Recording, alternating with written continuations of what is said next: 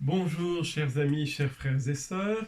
Nous voici donc toujours en Belgique, cette fois-ci à Notre-Dame des Pauvres à Banneux, sanctuaire marial, qui se trouve sur les premiers contreforts des Ardennes, donc dans l'extrême est de la Belgique, tout proche de la frontière néerlandaise et surtout tout proche de la frontière allemande.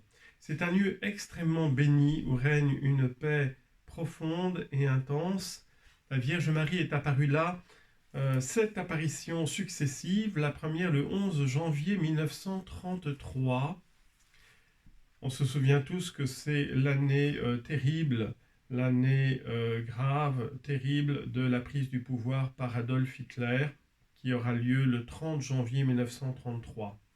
Avant toutes les horreurs de la Deuxième Guerre mondiale, eh bien, comme c'est toujours le cas, la Vierge Marie choisit ses ambassadeurs, ses instruments, des petits-enfants parmi les plus pauvres, pour conduire, rappeler le peuple de Dieu, les enfants de Dieu dispersés, à la miséricorde de la Vierge Marie, la miséricorde de Dieu manifestée à travers la Vierge Marie.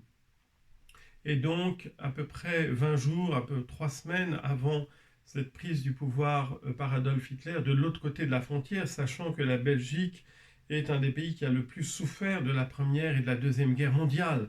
Un pays si petit, dont l'armée était si inférieure à tous ses grands voisins, eh bien, elle a été le passage choisi par les armées allemandes pour envahir la France. Elles ont commencé par déferler sur la frontière en passant par cette région qui a été extrêmement meurtrie. Avant toutes ces souffrances, eh bien, Dieu envoie la Vierge Marie, la mère de son Fils bien-aimé, mère de toute miséricorde, pour nous rappeler l'essentiel, le retour à la prière, à la conversion des cœurs, à la sanctification. Elle se révèle ici comme la Vierge des pauvres. Elle se révèle ici comme la mère du Sauveur, la mère de Dieu. Elle se révèle ici comme la mère des nations. C'est très impressionnant. Nous allons commencer cette visite donc de ce sanctuaire qui est tout discret, tout intime, tout petit.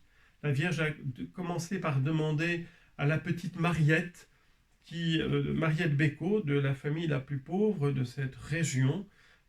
Cette petite fillette avait très peu d'éducation religieuse et la Vierge lui apparaît resplendissante et par un sourire merveilleux, elle lui fait signe de s'approcher d'elle.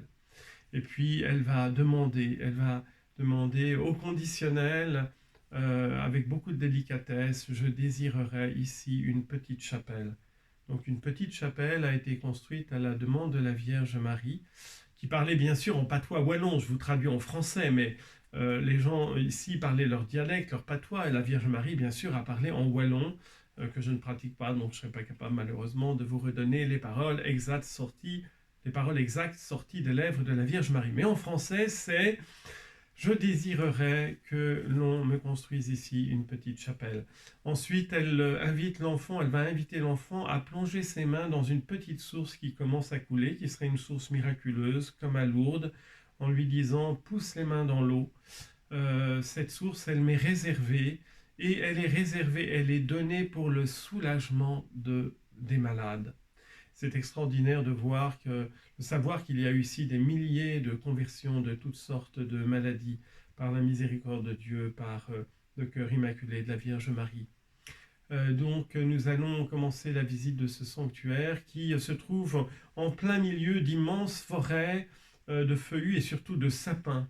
C'est un lieu merveilleux. Nous verrons qu'il y a toutes sortes de tout petits sanctuaires qui ont été ajoutés par toutes ces nations qui viennent par charter, qui viennent en voiture, qui viennent par train de tous les pays du monde pour recevoir des grâces, de guérison, de consolation, de conversion. Gloire à Dieu et eh bien, suivez-nous pour cette visite.